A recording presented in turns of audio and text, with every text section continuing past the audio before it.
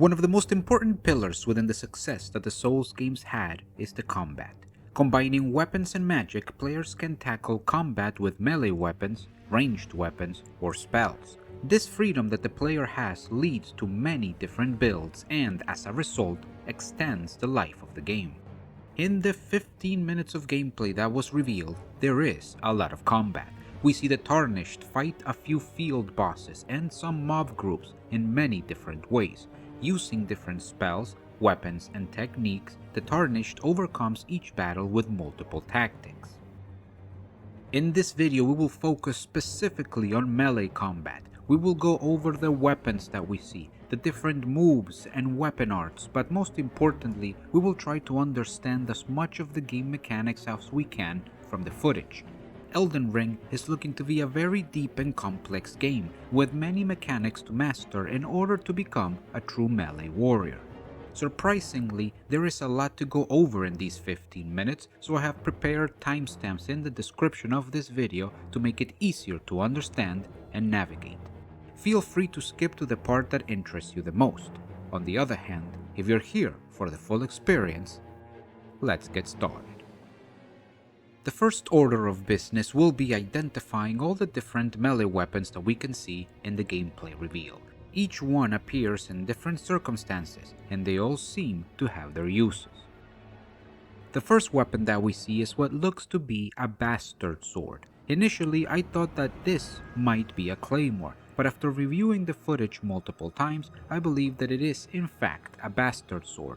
Having the similar moveset that we are used to for greatswords, it is probably a very reliable, versatile, and damaging weapon. When the Tarnished finds Alexander, we see that he is wielding a longsword. Unfortunately, he does not use it in combat during this gameplay reveal, so we do not get to see much of its moveset. That said, the longsword is probably the most balanced weapon you can find, offering versatility and decent damage. Fit for any situation, it will not let you down. In order to free Alexander from his predicament, the Tarnished uses a very familiar weapon. The large club is a brutish weapon that offers extreme amounts of damage. Belonging to the large hammer group of weapons, it is looking to maintain its beastly strikes that are bound to send enemies flying. Back in Dark Souls 3, the Sellsword Twinblades were one of the most powerful weapons in the game for both PvE and PvP. In Elden Ring, these dual curved swords seem to not have lost any of its power, putting up a relentless offense of quick attacks that gives this opponent no time to react. Now, the question is, are these a paired weapon, or is the Tarnished in fact dual wielding? Acting as a single-bladed fury, this curved sword looks very similar to a scimitar. Normally having the advantage of fast swings that consume very little stamina, this kind of weapon is very good for keeping the pressure on the opponent. Its quick attacks also make it very good with weapon buffs. Combining agility and power, this large curved sword shows that it is possible to move quick even with a big weapon. Able to keep pressure and threaten the opponent with big damage, this gameplay has shown it to be quite the powerful option, especially when we apply its unique moves. Introduced in Dark Souls 2 and then completely disappearing, the Twinblades is a very unique weapon that provides the fastest attack speed possible through multi-hitting attacks. If every strike connects, it can deal large amounts of damage both to the opponent's health or their stamina if they choose to block. A classic weapon in the Souls games, the spear provides average damage with long range and low stamina consumption. Able to keep spacing and control of battle, it is a good weapon to combine with other tactics, be it spells or buffs. Generally speaking, axes provide a higher amount of staggering potential while maintaining a relatively fast swing speed. If you are looking for a weapon that can maintain your mobility but add a little bit more brute strength, you will not be disappointed. A weapon more my speed, large axes provide large damage with large brutality. When you do not care about technique and just want massive power, this is a good weapon type to pick. Its downside of slow swing speed and some lag after each hit is something to consider, but the damage it puts on the table is definitely valuable. Another weapon from the straight-sword family, the broadsword provides a wider blade that may not be as long as the longsword. In comparison to the longsword, the broadsword provides better sweeping attacks, while the longsword adds versatility through thrust attacks. A beastly set of weapons, the claws do not provide a lot of damage, but they make up for this with sheer speed and number of hits. Generally, they have a bleed effect for additional damage, and they are a perfect weapon for those that favor mobility and fast attacks. A polearm weapon that favors blunt damage over slashing damage, the Lucerne provides the technical advantage of range without sacrificing a lot of damage. The fact that it favors blunt type damage means that it is specially effective against metal armored enemies. Generally requiring both strength and dexterity to wield, it is definitely a quality type weapon. I am positive that the final game will have an incredible amount of weapons, and we can already see in this gameplay the kind of variety that we can expect out of it. One of the most important mechanics that Dark Souls 3 introduced was the weapon arts. Each weapon had a special attack or technique tied to it. Quickstep for daggers, stance for swords, while some weapons had techniques that were specific to them. Elden Ring continued developing this mechanic. Now, weapon arts are not tied to a specific weapon. Instead, they seem to be tied to some weapon types, and the players can switch back and forth between weapon arts depending on the situation. In this sense, we can say that these weapon arts are more akin to weapon skills. We can collect these skills and customize our weapons to use the ones that we favor the most. In the 15 minutes of gameplay that were released, we had the opportunity to see multiple weapon skills. Some can be familiar while others are completely new. Some can be simple, maybe a special attack, while others can be much more complex, like a unique combo or a magically infused strike. Let's move on to see all of the possible weapon skills that appeared in this gameplay. Appearing with the curved sword, the Tarnished summons wind to his blade and shoots it as a projectile when he swings his weapon. The Tarnished was able to use this skill twice in succession, almost fast enough to look like it could combo. This kind of skill seems useful in the sense that it grants curved swords, a normally close-range weapon, a ranged option. It is unclear how long these projectiles will travel, but it certainly looks like a useful skill. While wielding a spear, the Tarnished does a flourish and stabs multiple times in quick succession, ending the combo with a final, stronger stab. I am going to guess that this is a weapon skill available to thrust weapons, but it is simple enough that it could be a normal R2 for this spear. In any case, it looks good to put pressure on the opponent, but it seems to leave you open for a strong punish if you miss. During the co-op section of the gameplay, we get a small glimpse of the Phantom crouching in what looks like a charge animation.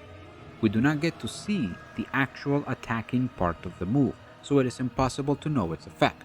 That said, it does remind me a lot of the R2s that you could get in Dark Souls 3 after using the axe weapon art Warcry. This has got to be my favorite weapon skill that we have seen in the gameplay. The Tarnished waves an axe above his head to summon 3 skeletons on the enemy's position in order to crush it. The good thing about this skill is that it gives the axe a ranged option. The bad thing about this skill is that it looks to keep the Tarnished open for punish. That said, it would be cool to combo the axe hit with the skeletons, wouldn't it? In order to defeat this enemy, the Tarnished uses the Murden Hammer or Lucerne, basically a blunt damage-oriented polearm. The skill that the Tarnished uses is very similar to the Shield Splitter weapon art from Dark Souls 3. Maybe it works the same, going through enemies' blocks, but in this case we see that it breaks the enemy's stance, leading to a big opening to land a finishing attack. While equipped with the Bastard Sword, the Tarnished assumes a low stance and runs his hand down the blade of his weapon, drawing blood.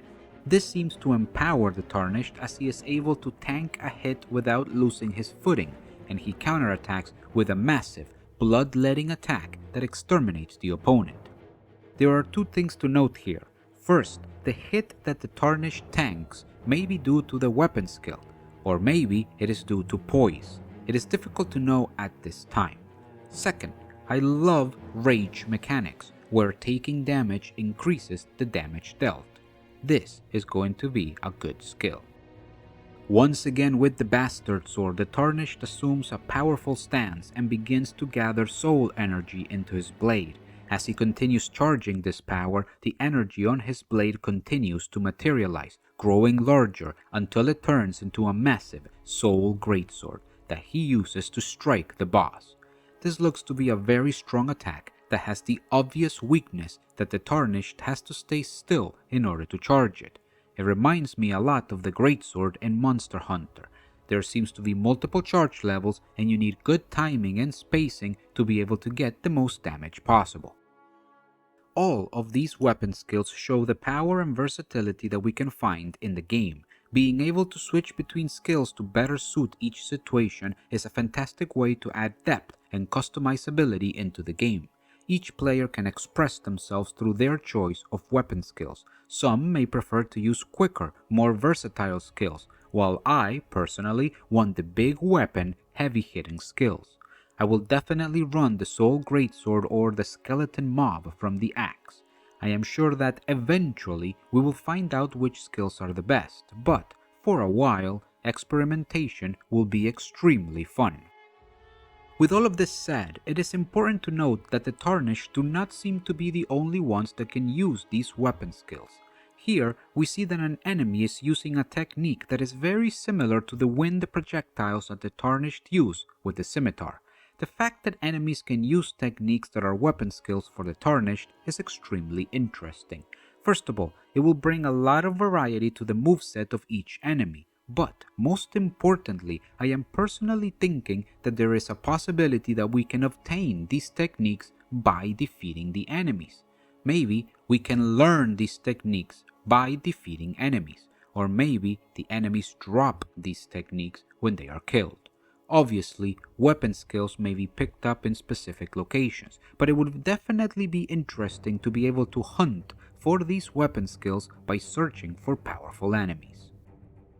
One of my favorite mechanics that Dark Souls 2 introduced is Power Stance. It is a mechanic that applies to dual wielding. As usual, you can equip one weapon in each hand, and if you do, you will get the corresponding moveset for each weapon. The weapon on the right hand will be controlled with R1 and R2, while the left-handed weapon will be controlled with L1 and L2. Now, if you meet additional requirements, you activate Power Stance. Basically, you need the weapons to be compatible with each other, and your stats need to be 1.5 of the base requirements of each weapon.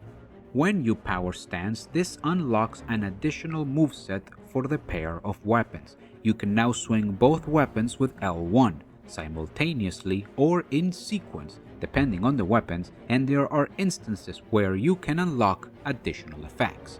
This mechanic was incredibly fun, and in the right hands, extremely powerful. It is always fun to Power Stance two ultra greatswords to bring massive damage to the table. When Dark Souls 3 was released, it got rid of the Power Stance system to replace it with a much more limited paired weapon system. Equipping weapons on both hands yields no specific bonuses, besides allowing the standard moveset for each weapon in each hand. That said, the paired weapons come with their own dual-wielding moveset.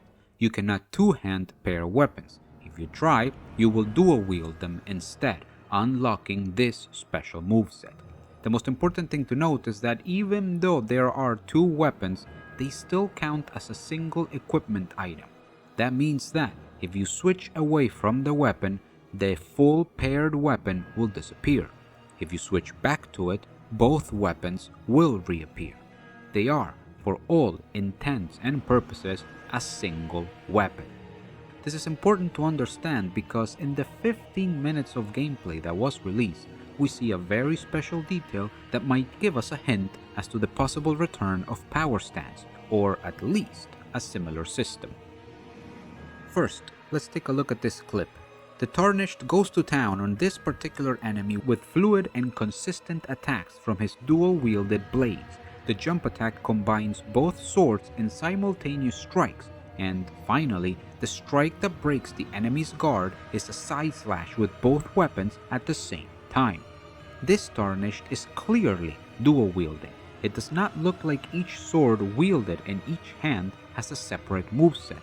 Instead, it appears that the moveset incorporates both swords seamlessly with no pauses. Now, this second clip shows the Tarnished wielding the same two scimitars, one on each hand, but this time the Tarnished decided to summon some spirits to aid him. After the summon, he switches to a bow in order to snipe the enemies using the summons as cover. Let's take a closer look. Please notice that when he switches to the bow, it appears that he puts away his right-handed sword only, leaving the left-handed sword at his waist. It is easy to see that the two swords act independently as two separate equipment items. If they were a paired weapon, both swords will disappear when he switches to the bow, much like it happens in Dark Souls 3. This is an interesting insight as to the possible dual-wield system of Elden Ring. Clearly, the weapons are separate, but they perform as a single, cohesive unit, a very similar effect to the power stance of Dark Souls 2. Maybe it's not the same system, but it looks to be something familiar. Throughout the 15-minute gameplay reveal, it is possible to see different special states that the enemies and player characters can be in. These special states offer additional advantages when a condition is met, the most common advantage being additional damage through a critical hit. In the gameplay, we can see the Parry state, the Backstab state, the Incapacitated state, the Guard Break state, and the Broken Stance state. Let's take a look at each one to see what we can expect from them. One of the original special states introduced all the way back in Demon Souls is the Parry. If you time a shield or weapon parry correctly with the enemy's attack, you will deflect the attack and leave them open for a critical hit that will deal massive damage. This is a high-risk, high-reward technique that will benefit those with good timing and courage to experiment. In this case, the Tarnished is using a small shield in order to parry. Generally, I expect that parrying with a small shield will be easier in exchange for lower block values and stability. I personally favor small shields and I am happy to see them in action again. The final note is to be careful. The same way that you can parry enemies, there are some that will be ready to parry you. Sometimes spamming R1 is not a good strategy. Also introduced in the beginning, the Backstab is a special critical hit that activates when the player attacks an enemy from behind. As you can see, this critical hit applies both to enemy mobs and the player. If you are not careful and expose your back, you will be punished. Backstabs have always been an interesting mechanic, and sometimes it can be seen as extremely cheap. In all honesty, it is a very good tool for the players that take advantage of the stealth system in the game and their special awareness. We will have to see if there are some mechanical changes to the Backstab, but I am happy to see it return. In the gameplay, the Tarnished uses a sleep arrow to put an enemy to sleep and have the opportunity of killing it with a finishing blow. While asleep, the enemy seems to be unable to do anything. It is unclear how long this state lasts, but at least for some time, the enemy is incapacitated. As explained, an incapacitated enemy is free to get a massive critical hit on it. As of now, we have only seen the sleep arrows that incapacitate enemies, but there very well may be other items or spells that create this state. In addition to backstabs, incapacitating enemies is a great mechanic to have to reward those players that choose stealth. I am interested in seeing how powerful this state is. Maybe it is only possible with sleep arrows, or maybe there are other more common ways to inflict it. Regardless, more variety is welcome. Returning from previous Souls games, we saw many examples of the guard break state.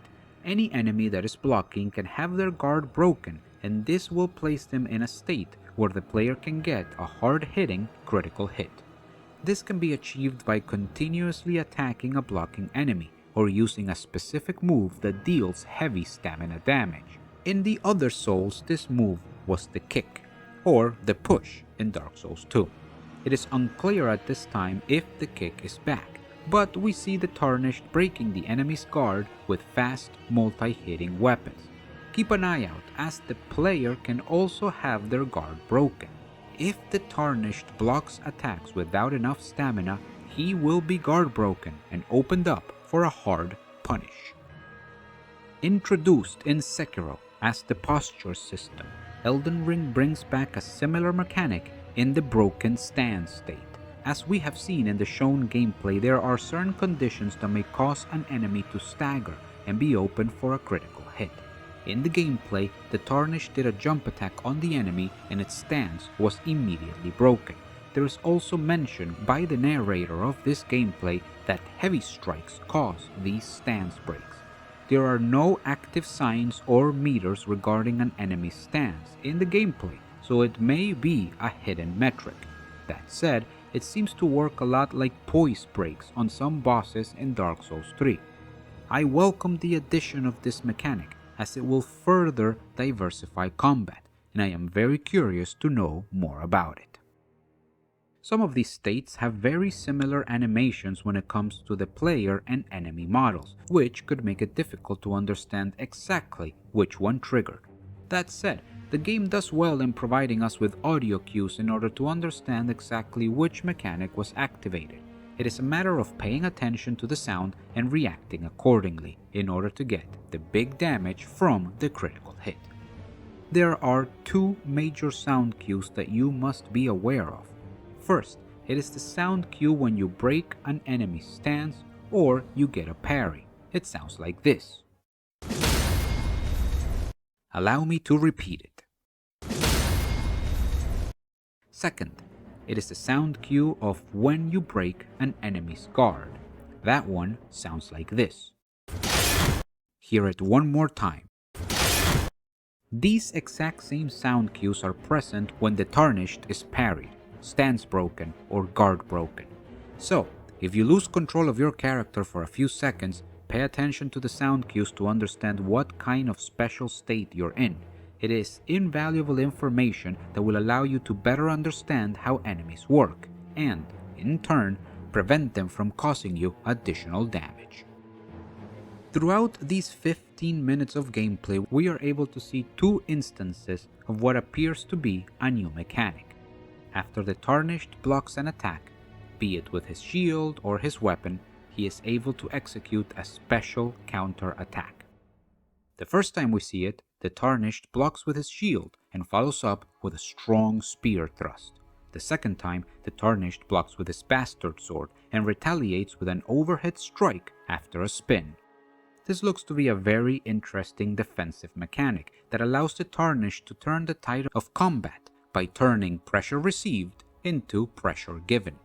The animations of the counterattacks look heavy and filled with force. I am sure that these attacks will provide high damage and maybe some special effects, like breaking the enemy's stance. It is uncertain at this time how the attack is triggered. I doubt that it is automatic, as there is probably an input that the player needs to do in order to activate it. There might even be a resource tied to it, limiting the number of times that we can do a counterattack. What is certain at this time is how the counterattack looks. There are two cues to the counter, a visual one and an auditive one. Visually, we see this small ring of gray energy spread from the Tarnished, and of course, there is a sound cue to let you know that the counterattack was triggered successfully. Here is a sound cue. And one more time. Now, this counterattack serves as its own move.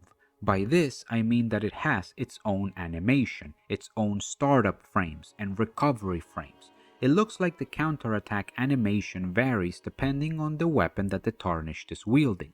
For example, the spear counterattack is a sharp, relatively quick thrust, while the bastard sword requires a spin to build momentum and finish with an overhead attack. The counterattack from the spear looks faster, and with more range, while the counterattack from the Bastard Sword is slower with less range. In fact, we see that the counterattack from the Bastard Sword misses, as Godric was too far away. On the other hand, this probably means that the Bastard Sword counterattack will deal more damage. All in all, counterattacks are looking to be a great addition to the player's arsenal and will give blocking additional value. Properly blocking with a good shield will not only negate all incoming damage, but will also provide an opportunity to deal a large amount of it. There may be some enemies where blocking and counterattacking might be the best option. All of this adds to the depth of Elden Ring's combat system, which, in turn, will add to the amount of player engagement. This sounds like a lot of fun. It is incredible how much we can understand in regards to melee combat from these 15 minutes of gameplay. Of course, this is all conjecture.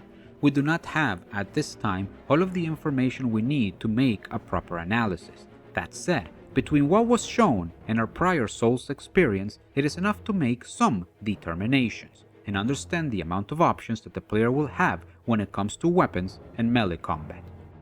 Weapon moveset, weapon skills, special states, counterattacking, and a fully fledged dual-wield system, possibly power stance, all create an incredibly rich mechanical system that will evolve the combat in Souls and make each encounter extremely fun. With so many ways to deal with challenges, not only will experimentation be key, but also player expression. Each of us will be able to deal with problems in a way that is the most fun for us, and that is where a game can shine. Balancing all of these options must be difficult, but if they do strike a good balance where everything is more or less viable, then we are in for an incredibly fulfilling combat experience. Thank you very much for your time, and I hope I get to see you on the next one.